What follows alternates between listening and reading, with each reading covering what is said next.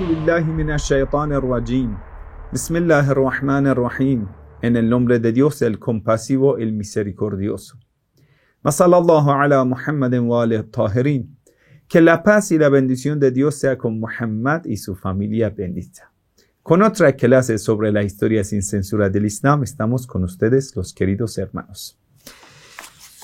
Ayer hemos hablado de cómo fue el plan de los hipócritas de Ciudad de Medina para frustrar el plan del mensajero de Dios, sallallahu alayhi wa sallam, para eliminar al Imam Ali alayhi salam. Hemos dicho que en el día de Ghadir Khum, profeta del Islam, por la orden de Dios, transmitió un mensaje a toda la gente, a todos los musulmanes, todos unos cientos de miles de musulmanes creyentes en el último año de la vida del profeta del Islam, sallallahu alayhi wa sallam, unos 70 días antes de su fallecimiento, o mejor dicho, antes de su martirio. Entonces, durante estos 70 días, los hipócritas que algunos habían pactado con Imam Ali alayhi salam, que eran los más peligrosos, y algunos que no estaban de acuerdo con Imam Ali alayhi salam, todos ellos buscaban planes para no dejar que después del profeta del Islam llegue el Imam Ali alayhi salam al poder. Hemos hablado de un pacto que ellos hicieron en Ciudad de Meca, lo enterraron en Kaaba. En ese pacto dicen tal como las cosas que hasta hoy en día esa gente lo dicen. Esto de decir que todos los compañeros del profeta son como infalibles, que todos son guías, a cada uno de ellos agarras, es perfecto. Esto que la comunidad islámica no se une sino en la verdad, quiere decir cuando todos están de acuerdo, eso es la verdad. Y eso es falso, quiere decir ijma'. Ijma' significa cuando todos están de acuerdo con algo. Entonces dice, ¿quién se va en contra de la comunidad islámica? Que lo maten. Entonces hemos dicho, esto es la lógica de ISIS hasta hoy en día. ¿Por qué? Porque el Sagrado Corán dice que la mayoría de la gente no piensan, no reflexionan, la mayoría de la gente no comprende. Quiere decir, no quiere utilizar su intelecto. Es tan fanático y que todo lo decide basado en su fanatismo, sus costumbres. Entonces, eso era el segundo pilar que ellos inventaron. El tercero, inventaron que ninguno de los compañeros del profeta no es especial por ser familiar del profeta del Islam, y el califato no pertenece a una familia. Hemos dicho que el profeta del Islam, sallallahu alayhi wa sallam, en sermón de Ghadir, dijo que el califato, el imamato, pertenece a mi familia, al Imam Ali, y después a sus hijos, descendientes míos de Ali, hasta el Imam Mahdi, los nombró.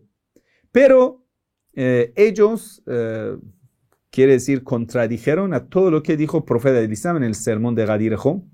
Entonces dijeron, esto no pertenece a una familia, eso debe ser, el poder debe, podemos decir, pasar por todos los partidos, como la Constitución de los Estados Unidos, que una vez lo pasan a los demócratas, otra vez a los republicanos. Entonces, el mismo pensamiento no era solamente del señor George Washington o de los padres fundadores de Estados Unidos, sino también los árabes beduinos, estos árabes, estos primeros hipócritas que fundaron todo en contra del Imam Ali alayhi salam. Entonces ellos pensaban lo mismo, decían el poder, todos deben aprovecharse del poder, cada uno debe utilizar el poder. Cuando usted va a ver al poder como una pelota que utilizarlo, entonces siempre piensas así, eso no hay que dedicarlo. Pero cuando el poder sea un servicio al pueblo, entonces la persona que tiene mérito, la persona que es elegido por Dios, merece ser el sucesor del profeta sallallahu alaihi wa sallam. Pero ellos veían al poder como un dulce, entonces hay que repartirlo a todo el mundo, porque todos van a aprovechar. Quien llega al poder lo va a abusar de ese poder, va a aprovechar para él y su familia. Entonces dijeron, no hay que ponerlo en una familia, así que hay que pasarlo por uno, hasta que a todo el mundo llegue. Incluso algunos historiadores creen que ellos habían dividido los años, que fulano llega al califato tantos años, fulano. Quiere decir, todo era planificado para que todos, según ellos, gocen del poder. También ellos dijeron, ¿quién se va en contra de la comunidad islámica? Hay que matarlo. ¿Así? Sí, para proteger la unión islámica. Así, pero la unión basada en qué? La unión islámica vale cuando los musulmanes van a unirse bajo la orden de Dios. Pero si los musulmanes van a rechazar la orden de Dios y se van a unir por un lugar equivocado, desviado, aún así tú debes obedecer la comunidad islámica. Falso, hermano, falso. Supongamos, ahora todos los países islámicos van a pactar con Israel y dicen nosotros, tal como el Emirato Árabe y Arabia Saudita empezaron a lamer los zapatos de los sionistas, nosotros vamos atrás de ellos barriendo el fondo para los sionistas en nuestros países y vamos a empezar lamiendo los zapatos de ellos. Si supongamos, eso no pasa inshallah, pero si supongamos que toda la comunidad islámica lo van a aceptar a ellos, entonces nosotros debemos aceptarlo. Imagínense. Eso era la lógica de ellos. Entonces decían, quien no obedece y no hace el pacto, lo matamos para que no haga fitna. Fitna significa la desunión, desacuerdo, problema, discrepancia. Para que no haga esto, lo vamos a eliminar. Quiere decir, una pura dictadura de la mayoría para callar a todo lo que no está de acuerdo con ellos. Entonces, con esa misma lógica, ellos después del profeta del Islam callaron a todos los compañeros que salían en contra de ellos. Lo mataban, lo desterraban, lo golpeaban. E incluso estaban a punto de llevar el Imam Ali alayhi salam para matarlo. Eso era el pacto que lo cumplieron. Y ese papel que le hicieron pacto estaba enterrado en Kaaba hasta el tiempo del señor Omar. Algunos historiadores dicen que este pacto 2 veces fue renovado. Lo mismo. Pero hasta el día de hoy nosotros lo estamos viendo, dicen los profetas no dejan herencia, el califato, el imamato no puede estar en un lugar, en una familia.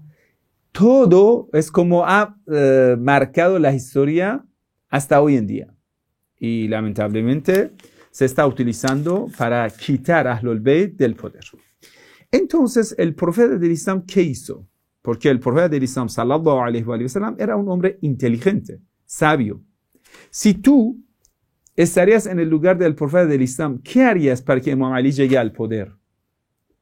Entonces vamos a ver los hechos del excelentísimo profeta Muhammad sallallahu alayhi wa sallam para proteger al Imam Ali alayhi salam, para deshacer de los hipócritas, para anular planes de los hipócritas de Medina.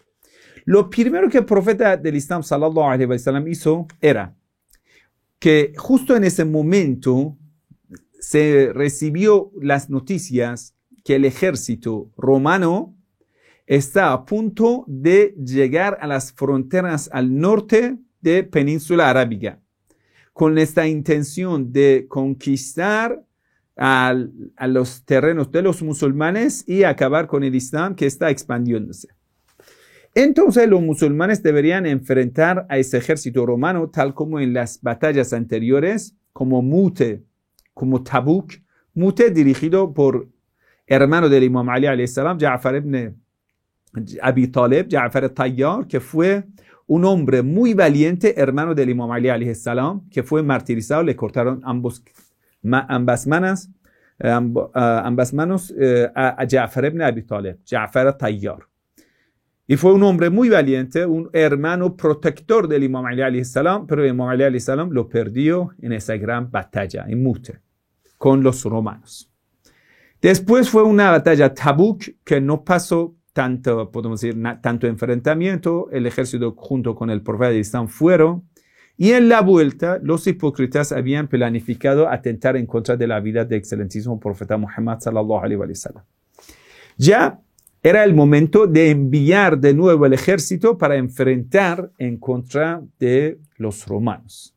Y eso era muy podemos decir, muy buena oportunidad para que el profeta del Islam, sin eliminar a los hipócritas, los aleje de la ciudad de Medina, para cuando el profeta del Islam fallezca, esos hipócritas no estén en ciudad de Medina.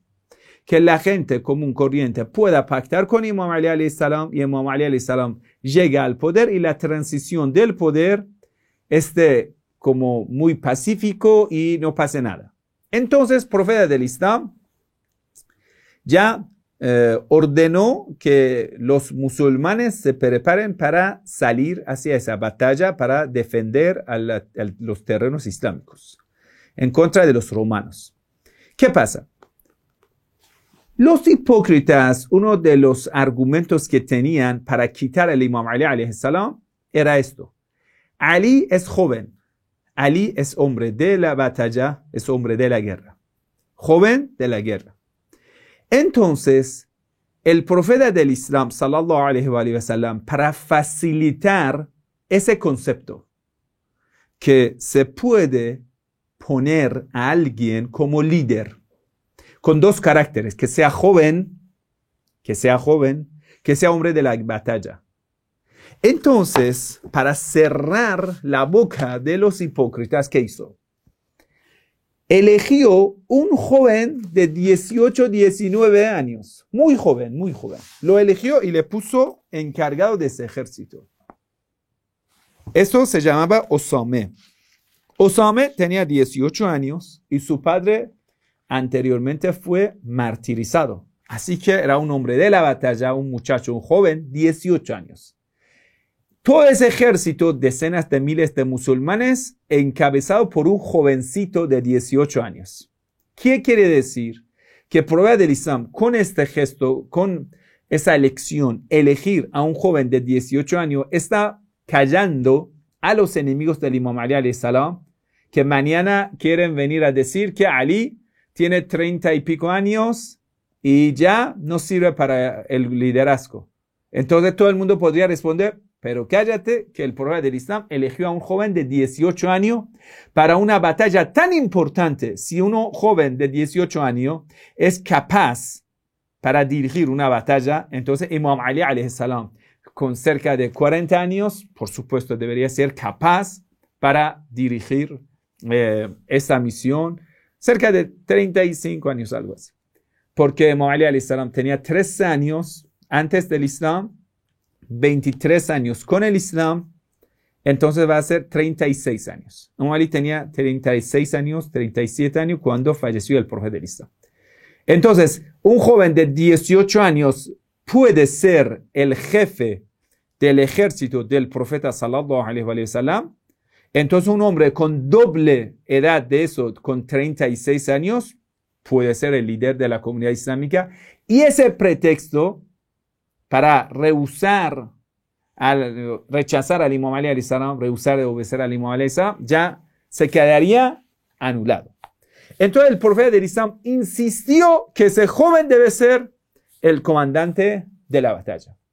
Aunque ese Osame, ese joven, después en la historia no salió como una persona brillante, ¿sí? Porque no pactó con Imam Ali alayhi salam y al final murió. Pero lo importante era en esta escena, era un joven con carácter fuerte, valiente, y el profeta del Islam eligió ese joven con tantos caracteres para esa batalla. Entonces los hipócritas lo primero que hicieron, vinieron a rehusar, obedecer a ese joven. Decían, es un joven incapaz, no tiene mucha experiencia en la batalla y entonces nosotros no le podemos obedecer y lo peor que no podemos abandonar al profeta del Islam que está en el lecho de la muerte. El profeta está muy enfermo. Sabemos que si le abandonamos el profeta del Islam va a morir, como nosotros estando lejos del profeta, llorando. Así, eran profesionales. La verdad, hermanos, sepa, los hipócritas son jugadores de teatro profesional. Te hacen llorar. En persa hay un refrán, dice, hacen lágrimas de cocodrilo. No sé en español si tenemos esto. Dice, tienen un gesto así como sentimental, profesional.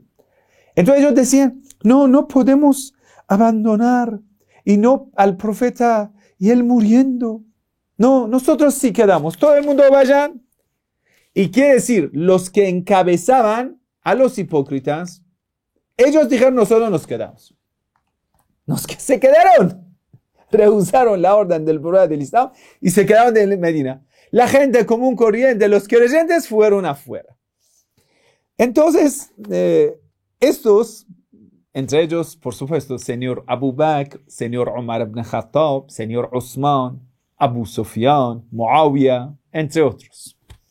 Todos que habían firmado ese pacto, recuerdan, se quedaron. Dijeron, sí, que tenemos otros planes para cumplir, hermano.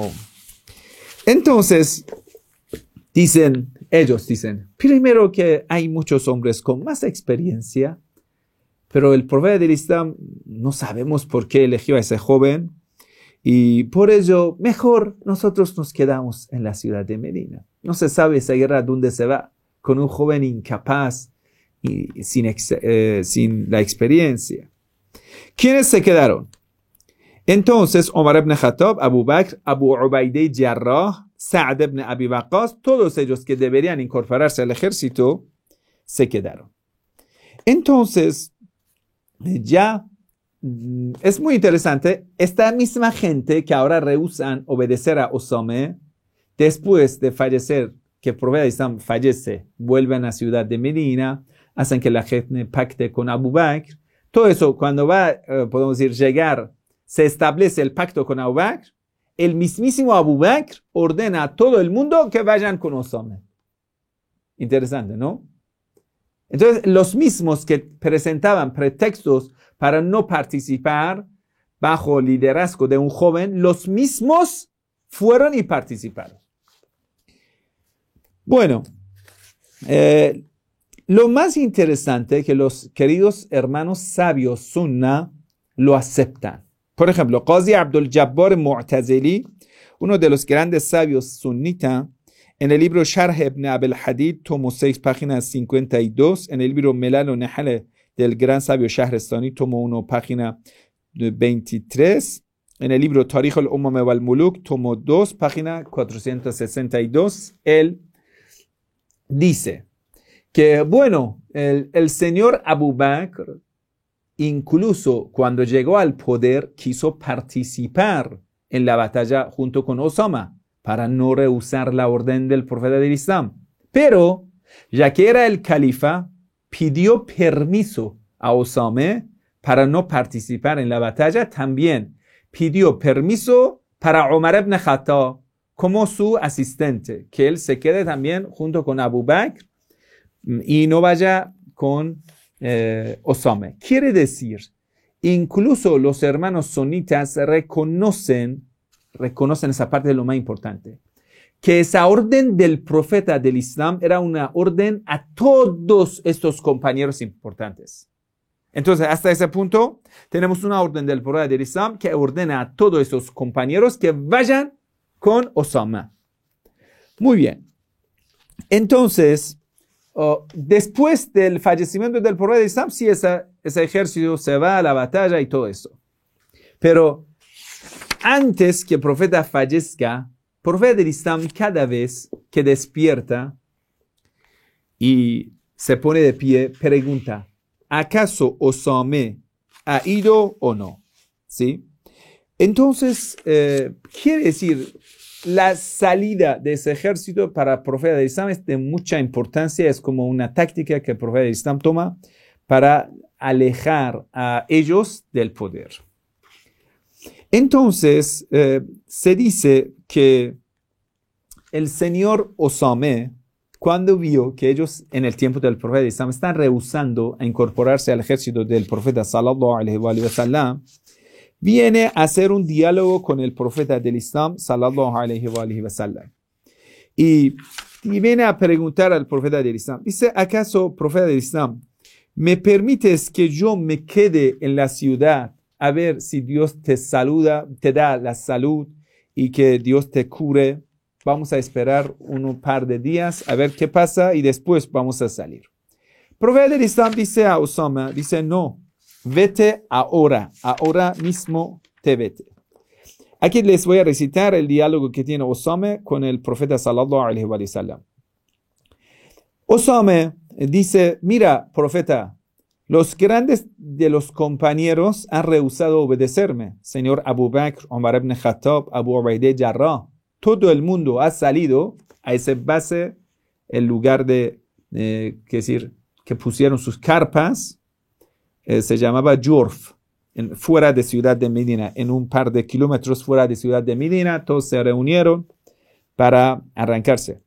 Entonces, pero estos grandes compañeros del profeta del Islam, que encabezaban el grupo de los hipócritas, rehusaron obedecer a Osama y al profeta, sallallahu alaihi wasallam. Entonces Osama dice: oh profeta, que mis padres, que la vida de mis padres, que sean por ti, o que sean dado por ti. ¿Acaso me permites quedarme un par de días hasta que Dios te dé la cura? El profeta del Islam dijo: no, apúrate ya y no te quedes ni un segundo más. Osama dijo: si yo voy a salir con esa situación y usted tan enfermo, eso me entristece mi corazón. El profeta del Islam dijo: con la paz y la bendición de Dios hacia la victoria, anda. El joven Osama dijo: no quiero estar preocupado en el camino y siempre preguntar por este viajero, por otro viajero, ¿qué pasa en Medina? Quiere decir, no quiero estar, ni yo ni en mi ejército, preocupado por tu salud. El profeta del Islam dijo: obedezca mi orden. Entonces el profeta del Islam se desmayó. Estaba tan mal, porque se dice que le habían envenenado. Que es decir, después de Ghadir Hum, habían envenenado al profeta del Islam. Y en una clase hemos explicado que diferentes versiones sobre el martirio del profeta del Islam, sallallahu alaihi wa sallam. Porque algunos dicen que el profeta del Islam murió con la muerte natural, lo que el profeta del Islam mismo lo rechaza. Dice que nosotros solo morimos martirizados. Entonces, y la muerte más perfecta es el martirio. El mejor creado de Dios no va a morir con la muerte natural, va a morir con la mejor muerte, que es el martirio. Es otro argumento. Pero bueno, ¿quién lo envenenó entonces? ¿Cómo murió el profeta del Islam? Muchos historiadores, más que todo en la escuela sunna, insisten que eso fue por una mujer judía en Khaybar, hace varios años, como 3 años. Pero los sabios dicen: ¿cómo puede ser? Después de 3 años, el profeta del Islam de repente se pone enfermo. Debería haber una enfermedad así continua y lo mate. Pero así no pasó. Estaba bien, sano y todo bien, listo. De repente se enferma después de Ghadir Hum y dice: eso es para hace 3 años. Entonces ese argumento de muchos de los grandes sabios sunna no puede ser aceptado. Yo diría así, que dicen que fue una mujer judía. Pero hay una narración en Sahih Bukhari, en el libro correcto Bukhari, dice: cuando el profeta del Islam estaba enfermo, y señora Aisha insistía a darle un medicamento, un tipo de medicamento, y lo nombra Sahih Bukhari, y dice: el profeta del Islam había prohibido que se le entreguen a él, pero ellos forzaban al profeta y le daban de comer, más aún cuando estaba desmayado. Esto está en el libro Sahih Bukhari, que es señora Aisha. Entonces algunos historiadores dicen: señora Aisha y señora Hafsa, las hijas de señor Abu Bakr y señor Omar, tenían que ver con el martirio del profeta del Islam, pero la cosa no es tan clara, así que no podemos, yo personalmente no llegué a una conclusión después de muchas investigaciones, pero les he contado las diferentes versiones que hay. Está en el libro Sahih Bukhari. Bueno, entonces el profeta del Islam se desmaya. Después Osama se va. Osama, el joven de 18 años, el jefe podemos decir, el comandante del ejército, se va. El profeta del Islam, después de un par de horas, se despierta, se pone en sí y pregunta: ¿qué pasa con Osama? ¿Acaso él se fue o aún se ha quedado? Entonces el profeta del Islam dice: la maldición de Dios para quien rehúsa mi orden y no participa en el ejército de Osama. El profeta del Islam no sabía a quién está maldiciendo, no sabía para quién está pidiendo la maldición de Dios. Por supuesto que sí. porque habían informado al profeta del Islam que el señor Abu Bakr, el señor Omar, Amr al-As, entre otros que les he nombrado, han rehusado ir con Osama. Cuando les informaron estos nombres, el profeta del Islam dijo que la maldición de Dios sea con quien desobedecieron mi orden y no participaron con Osama. Está bien claro que el profeta del Islam a quien está mandando la maldición de Dios. Pero ellos dicen, no, es que nosotros somos familiares cercanos, están muy preocupados y no se van. Aún así, después de la maldición, que el profeta del Islam maldice a quienes rehusan, ellos se quedan. Otra vez, el profeta del Islam va a ver que ellos se quedaron, se levanta y dice, ayúdenme. Solo Ali queda, Imam Ali queda conmigo. Entonces se levanta, el profeta del Islam, le ayudan agarrándole los dos brazos del profeta, le ayudan a llegar a la mezquita, llega a la mezquita, dentro de la mezquita dice, todos deben obedecerme y todo el mundo debe incorporarse al ejército de Osama, y quien rehúsa esto, que la maldición de Dios sea con él. Que la maldición de Dios sea con él. ¿No? Fuerte. Entonces, bueno, muchos de los compañeros se van, pero aún así, estos nombres que hemos dicho se quedan. Hasta el final, todos van a ver que no hay otro remedio, entonces se van.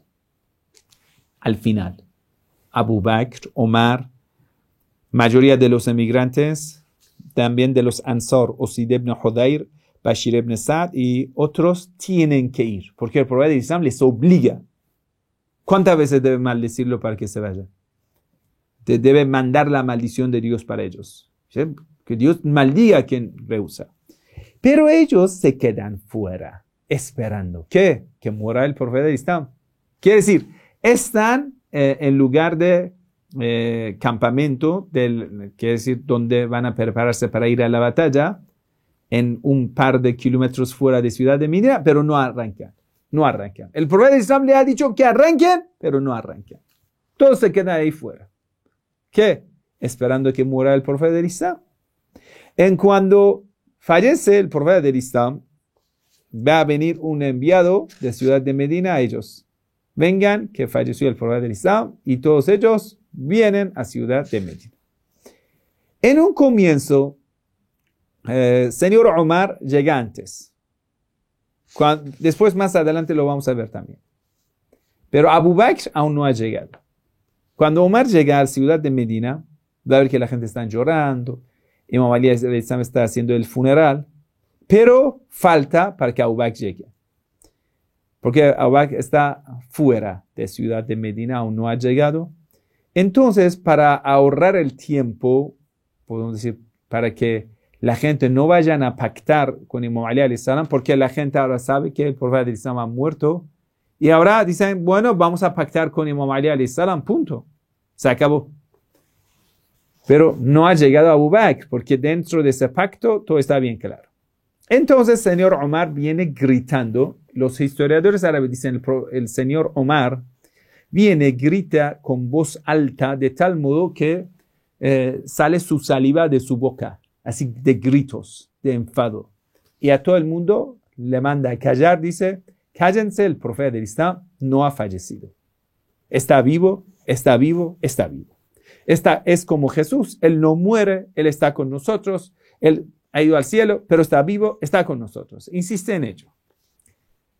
Y hasta que llega el señor Abu Bakr dice, Omar, no te preocupes, le agarra la mano, vamos a ver si el profeta del Islam ha fallecido, van a entrar dentro de la casa y donde el Imam Ali alayhi salam está preparando el cuerpo del profeta del Islam, haciendo el lavado y todo para enterrarlo. Entonces salen de la casa, ya está Abu Bakr y ya está Omar, dice que ya, sí, el profeta del Islam ha fallecido. Y Omar dice, sí que estaba equivocado, ha fallecido el profeta del Islam. Bueno, vamos un poco más adelante. Esto de que los grandes sabios sunna justifican desobedecer la orden del profeta y no salir con el ejército, y después, cuando van a salir, se quedan y no van a arrancar hacia la batalla. Lo justifican los grandes sabios sunna de esa forma. Por ejemplo, Muhammad Hussein Haikal, uno de los grandes sabios egipcios sunita, dice: ¿cómo ellos podrían abandonar al profeta del Islam saliendo una distancia tan lejana? Pero ellos amaban al profeta del Islam. Pero si amas al profeta, ¿lo vas a desobedecer? No, es que no podrían. Es como tu mamá dice, vete. Y tú dices, no, me quedo. Pero el profeta del Islam no dice algo sentimental. No es como tu mamá que dice, vete, y tú dices, me voy a quedar. No es así, hermano. Ellos lo comparan así. Ay, el profeta del Islam era como una abuelita. Decía, váyanse a la batalla, que Dios maldiga a quien se queda. Y ellos dijeron, no, es que te queremos, te amamos, vamos a quedar a ver qué te pasa. Bueno, entonces, qué lástima con las personas que van a comparar al profeta del Islam como una abuelita, eso no está bien, porque el Sagrado Corán, en muchas aleyas, como en Sura Al-Hashr, aleya 7, dice, A'udhu billahi minash shaitanir rajim, Ma atakumur rasulu fakhuduh, wa ma nahakum anhu fantahu. Todo lo que el profeta del Islam ordena, obedézcanlo. Y todo lo que prohíbe, obedézcanlo. Entonces, la obediencia al profeta del Islam, el Sagrado Corán lo dice que es absoluto.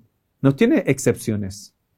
Si está enfermo, si está bien, si está mal. Todo lo que él dice, él no es un hombre sentimental que hable de sus propias emociones, alustraciones, imaginaciones. No. Él es un hombre, cuando abre la boca, todo lo que el Señor le ha ordenado lo transmite al pueblo. Es un hombre infalible. En Surat An-Nisa, capítulo 4 del Sagrado Corán, aleya 65, dice, A'udhu billahi minash shaitanir rajim. Fala wa rabbuka la yu'minun. Juro por Dios que ellos no han creído. حتى يحكموك فيما شجر بينهم ثم لا يجدوا في أنفسهم حرجا مما قضيت ويسلموا تسليما. Juro por Dios que ellos no han creído hasta aceptarte, حتى يحكموك, que te van a aceptar tu juicio, tu arbitraje, todo lo que tú ordenas. Incluso en sus corazones haya una sumisión, una obediencia en corazón. Y que después no vayan a discrepar lo que tú has ordenado y que sean sometidos con una sumisión absoluta. Eso es el significado de la fe. Porque ellos eran hipócritas, por supuesto que no habían creído. Pero ellos desobedecieron al profeta del Islam, bien claro. Ibn Abil Hadid, un gran sabio mu'tazili, dice, yo pregunté a mi maestro Abu Ja'far Naqib sobre el califato del Imam Ali alayhi salam. Él dice, la verdad yo no pude creer que los compañeros del profeta del Islam estén todos juntos en una alianza para impedir la orden del profeta del Islam, porque todos ellos no son locos, ¿saben? Si nosotros después de 14 siglos sabemos que el plan del profeta era para alejar a ellos, para que Imam Ali vuelva al poder, Imam Ali llegue al poder, ellos lo sabían mucho mejor que nosotros. Con la misma razón que el profeta del Islam quería expulsar a ellos, mejor dicho, enviar a ellos fuera, que estén en una distancia con unos 1000 kilómetros con Medina, con la misma razón, ellos querían estar en Medina para no dejar que Imam Ali llegue al poder. Entonces, Ibn Abil Hadid, el gran sabio sunna, pregunta a su maestro, dice, ¿cómo? La verdad no lo puedo creer, que los compañeros fieles del profeta hayan hecho esto, buscando frustrar el plan del profeta del Islam. Entonces, vea qué dice su maestro. Hermanos, es súper interesante lo que responde ese gran sabio sunna, porque es un hombre intelectual, sabio, pero yo diría sin fanatismo. dice la verdad. Dice, mira, querido alumno, ellos no consideraban el califato y el liderazgo como un asunto que el profeta del Islam pueda intervenir. Ellos decían que el profeta del Islam puede hablar sobre el rezo, el ayuno, la peregrinación, pero asuntos políticos y asuntos sociales es asunto nuestro. Quiere decir, el profeta del Islam, hasta dónde es el rezo, el ayuno, está bien. Pero en cuando estamos hablando de un asunto político, social, todos nosotros tenemos nuestra opinión. Y profeta, un voto entre todos nosotros. Quiere decir, ellos creen en una democracia, ¿sí?, del poder, de élite, como hoy en día está pasando en el mundo. Quiere decir, ellos no estaban de acuerdo que el profeta del Islam tenga ese poder que pueda, podemos decir, ordenar incluso en asuntos políticos, sociales, en todo lo que nosotros hoy en día lo consideramos como el derecho del profeta del Islam, que el profeta del Islam podría elegir a quien Dios le ordena. Ellos decían, no, es el asunto nuestro. Entonces, por ello, mira el sabio Sunnah que dice, por ello, ellos consideraron lo mejor desobedecer al profeta y rehusaron la orden del profeta y se quedaron en la ciudad de Medina. Gracias, señor Abu Ja'far Naqib. Eso es de hace como 7 siglos. Entonces, nosotros vemos a Ibn Abil Hadid y él mismo reconoce y lo dice de parte de su maestro Abu Ya'qub Mu'tazili. Dice, cuando se agravó la enfermedad del profeta del Islam, ordenó al ejército de Usama que se vaya hacia Siria. Pero Abu Bakr y entre un grupo de los grandes compañeros de los emigrantes y Ansar, ellos rehusaron la palabra del profeta y la orden del profeta. ¿Por qué? Porque pensaban, si dejan la ciudad de Medina, Ali llega al poder.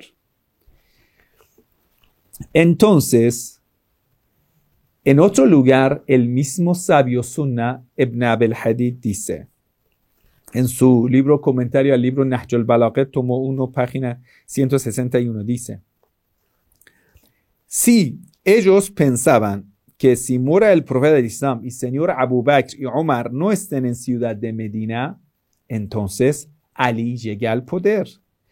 Entonces, el profeta del Islam que buscaba enviar a sus suegros hacia el ejército para que no estén en ciudad de Medina, entonces los suegros dijeron, preferimos quedar para no dejar que el poder llegue al Imam Ali alayhi salam. Está bien claro. Bueno, yo les dejo juzgar sobre el tema al juicio de todos los queridos hermanos. Y la verdad, esto del ejército de Usama, que el profeta del Islam pide la maldición de Dios para quienes desobedecen la orden de Dios, es la verdad un asunto que nos deja pensar. Pero mañana vamos a hablar sobre el testamento no escrito del profeta del Islam. ¿Por qué el testamento del profeta del Islam no fue escrito? ¿Quién prohibió que el profeta del Islam escriba su testamento? ¿Por qué?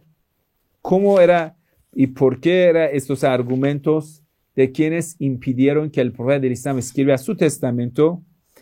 Y después llegamos a las últimas palabras del profeta del Islam antes de su fallecimiento. Y esto de lo que hemos dicho, que cuando murió el profeta del Islam, sallallahu alaihi wa sallam, ellos rechazaron que el profeta del Islam ha fallecido. Inshallah, eso para mañana. Y después llegamos al capítulo 2, que es sobre Saqifa. Esa reunión de los grandes compañeros del profeta del Islam, en lo cual eligieron al señor Abu Bakr y pactaron con él.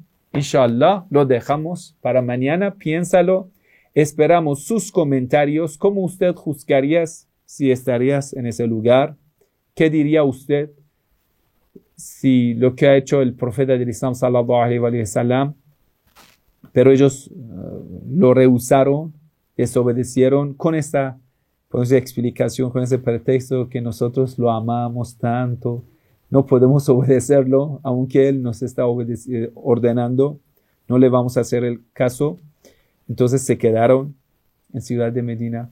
Y al final, cuando el profeta de Islam pide la maldición de Dios y les va a obligar que salgan, van a quedar en el campamento y se quedan afuera hasta que muera el profeta del Islam. Después todos vuelven a Ciudad de Medina. ¿Cómo usted juzgaría sobre ese hecho histórico? Que todos los sabios sunna lo han narrado en sus libros. Mira, hermanos, hay que reflexionar, hay que pensarlo bien, todo lo que ha pasado en la historia. ¿Por qué? ¿Por qué, queridos hermanos?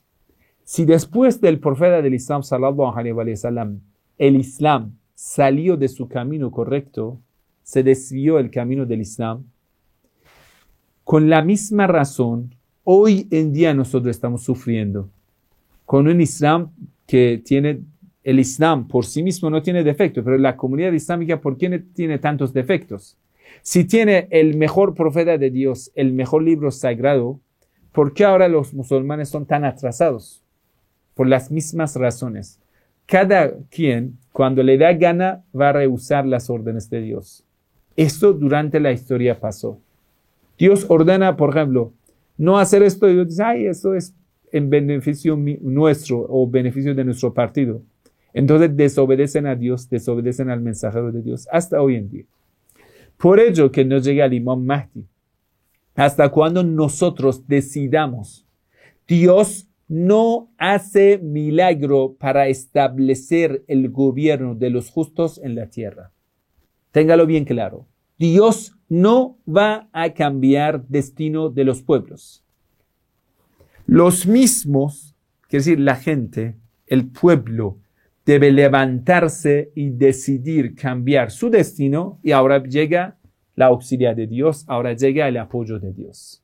Pero antes que el pueblo se levante, Dios no va a cambiar el destino de ellos por el milagro, con la súplica. Dios, que mueran todos los opresores, todos los arrogantes de la tierra. No pasa, hermano, nunca eso pasa. Pero cuando nosotros, a través del conocimiento, sabiduría, y vamos a transmitir el mensaje, la verdad a todo el mundo sepa lo que ha pasado en la historia. Cómo descartaron a todos los profetas de Dios, cómo eliminaron al Imam Ali alayhi salam, y hasta que llegó a Karbala y mataron a Imam Hussein alayhi salam. Y después el turno llegó a los omeyas, los corruptos, que dejaron una historia de expansión sanguinaria. Y hasta hoy en día nosotros debemos responder por la sangre derramada por los omeyas. Entonces, ay, en España hicieron esto. Pero ¿quiénes? Los omeyas. Después los abásides, peor aún. Entonces se convierte el Islam como solamente una cosa en la palabra, en la lengua.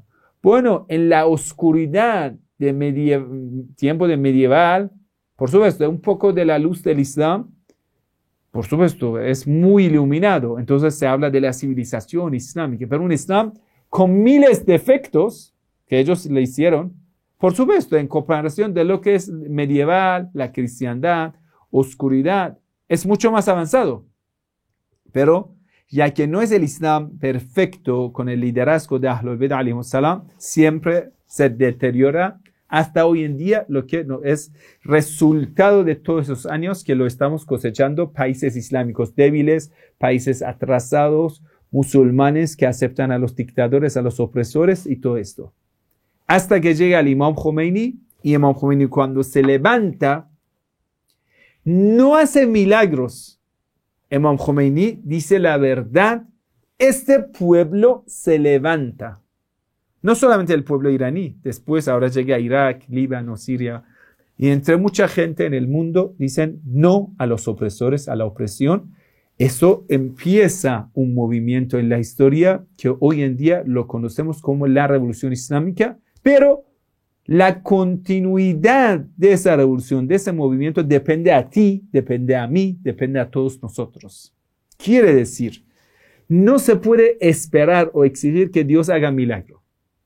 ¿Me entienden? A nuestro comandante Qasem Soleimani lo van a martirizar. Eso quiere decir, debemos proteger a los comandantes. Quiere decir que el plan de Dios, sí, nos ha indicado hacia su plan, pero los hombres creyentes fuertes deben decidir para levantarse, para cambiar el mundo y no esperar milagros. Inshallah, que Dios le bendiga.